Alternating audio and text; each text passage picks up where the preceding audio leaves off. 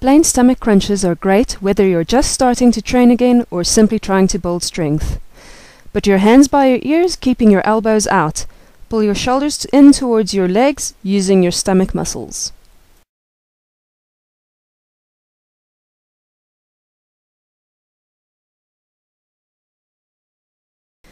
Avoid bringing your elbows in. This will cause you to use your upper body instead of your core and stomach muscles. Visit polarmom.com for more helpful tips.